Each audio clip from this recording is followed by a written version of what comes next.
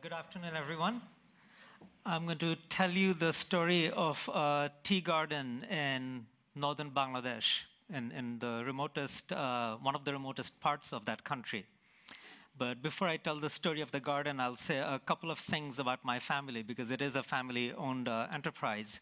And at the end, when I come back to what some of our learnings are from this enterprise, it will connect to what I've said about our business in general, or businesses in general.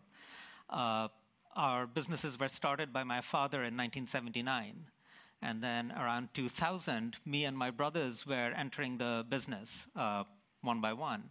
And at that time, we kind of sat around together as a family and asked ourselves, what is the purpose of business for us? Apart from growing it, making more money, what keeps us interested? And this dialogue was very important as the next generation came in, because we really felt like we needed to find projects and purpose that would keep us motivated. And I know earlier today there were some comments about the pluses and minuses of family business, so I thought I should bring out this dimension of my experience. We were very lucky to have a father who saw the importance or relevance of this dialogue and really allowed it to happen in a very open way. And what we felt was that me and my brothers, we really wanted to see business connected in a very explicit and innovative way to social purpose. So from 2000 onwards, we actually got out of certain businesses for strategic business reasons, or also because they were not connecting so well to the way we were formulating our purpose now. And all the new businesses we went into, to different degrees, were sort of seen through this prism and responding to it.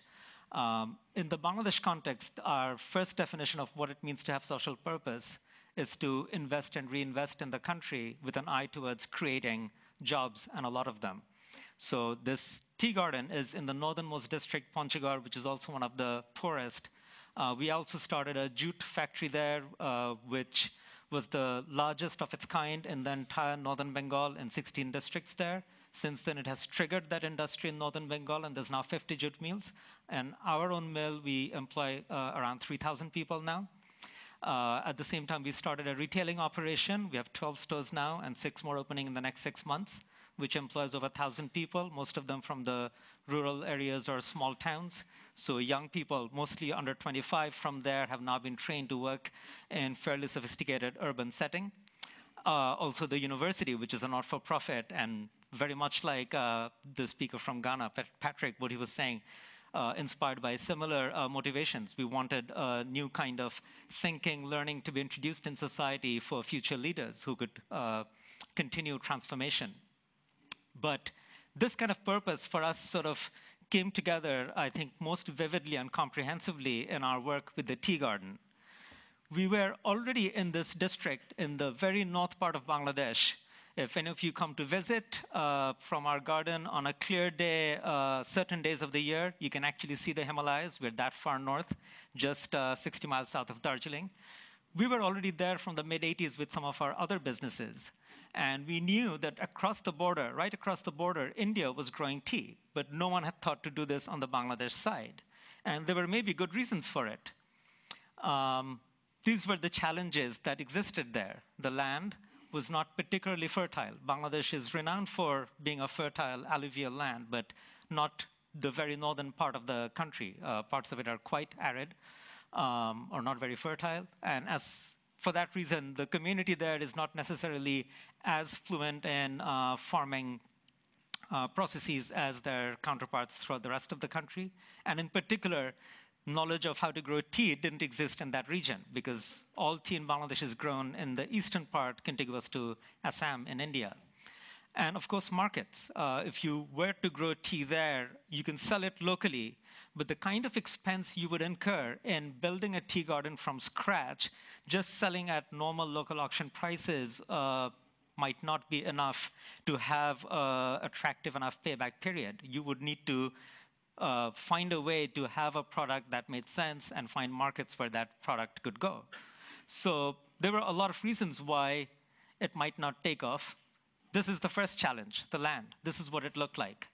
Of course, I've picked some of the worst patches there for dramatic effect. Not all of the land was, this discouraging, but a lot of it was did look like this, literally. Land that looked like this, we've been able to grow tea on.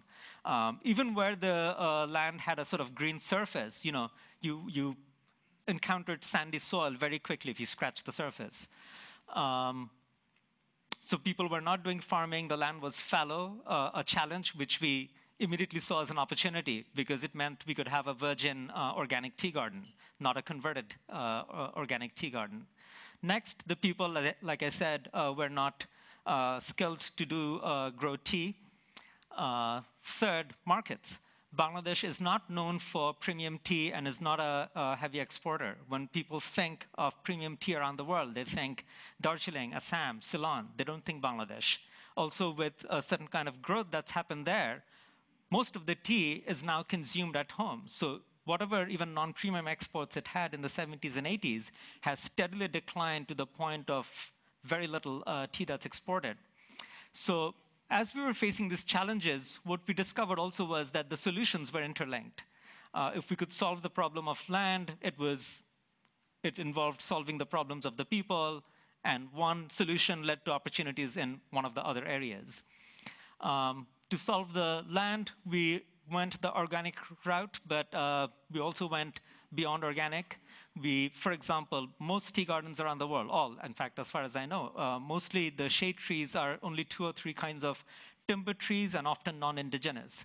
We maintain a conservatory of over 250 kinds of plants, many rare or near extinct, which we've propagated heavily throughout the garden. And we use only herbal indigenous plants as shade trees. Neem trees alone, we've planted over 250,000. The other technologies we used, mulching, leguminous crops, creating water bodies for surface irrigation, everything very sustainable, which gave life back to the earth and created a whole ecosystem. Now the garden of 1,000 acres is seeing a real resurgence of wildlife. When we talk to farmers who are in their 70s now, they tell us that they're seeing birds they haven't seen since they were children. You see foxes, rabbits, snakes, and last month, for the first time, we sighted a pair of monkeys, all life forms that have not been in the area for the past 3, 4, 5 decades. So that kind of regeneration has been possible with these methods. This is what it looks like now. Thank you. The main challenge in making that place look like this was that we needed massive quantities of biofertilizer. We needed more than 1,000 tons of biofertilizer a year. And for that, we needed cow dung. So we created a dairy. We have 600 cattle in the dairy, and it still wasn't enough. And at the same time, we were doing other work with the community, for literacy, for hygiene, all sorts of things. All our workers get 2 hours paid time every week to learn to read and write. Young people in the community can come to a computer lab to get introduced to IT. We have a small park where kids can come and play. All this was happening. And we suddenly realized that as nice as all this was to do, and it wasn't cosmetic for us, it's something we've actually done there from the mid-'80s, even with our other businesses, we realized that finally there was an opportunity to actually engage with the community in a deeper way, because for the first time we could vividly see our needs and the community's needs really overlapping in an interesting way. So we said, we can't maintain a dairy of 3,000 cattle. That's not our expertise. We want to be a tea garden, not a dairy farm. So let the community rear the cattle. But where would they get it from? So we adapted the microcredit model. We give them the cattle, and they pay us back primarily in non-cash loans. They pay back in very small daily amounts of milk, 1 liter a day, and a certain amount of cow dung. It takes, on average, only 2 years to pay back, and they get to keep the calf, which doubles their asset overnight. So they're very happy to do that. We're getting the cow dung we need. They're really changing their lives. Some of the best performing members, they've gone on to 3, 4 cattle. Specific people, Fahima, whose house I've visited, she had a normal hut, very humble. Now she has concrete flooring, nice solid roof, clean stove, solar-powered energy. Her husband quit his job because this made more sense for them. He helps her do the cattle business now. They have 3-4 cattle. And it's not just one individual. Majority of them have had this kind of success. We have 1,200 members, over 1,800 cattle lent so far, and we want to keep growing. We need to go to 3,000 for at least 3,000 to 5,000 cattle to reach our ultimate size as a garden. And what we're trying to figure out now is how do we keep all of this growing even beyond the needs of the garden? And that'll be my final slide. We were also looking at, all this has been great. Now we have this tea. And like many entrepreneurs, we get carried away with the idea, and we can also be very naive. In 2000, we thought, we're going to build this garden, and it's organic tea. And people are going to just come and demand that we give this to them at a high price. And once we had tea in 2004 to sell, we wrote to buyers and brokers around the world, and no one wrote back.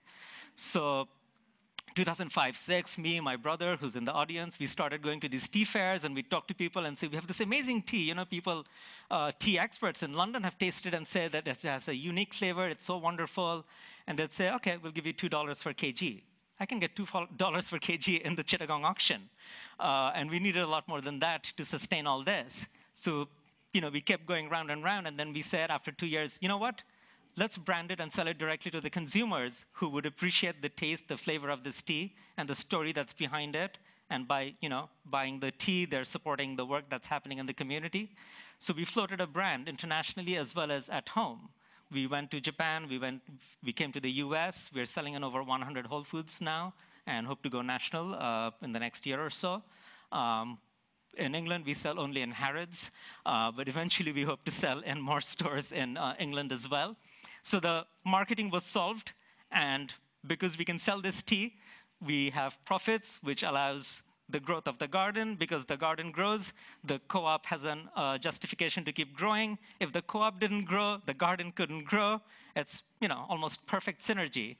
So that's what we've been doing. And in terms of commitment to this kind of deep organics, going beyond certification requirements, not worrying about what the certifiers want. We keep innovating or inventing constantly. Our packaging is fully biodegradable, et cetera, et cetera. And we keep trying out new things. The one thing we're working with now is to see if we can run the factory on biogas plants. We already run, we have so much dairy, cattle, we have all this cow dung. So biogas plants were, of course, a natural offshoot of that, with which we do our cooking and the lighting.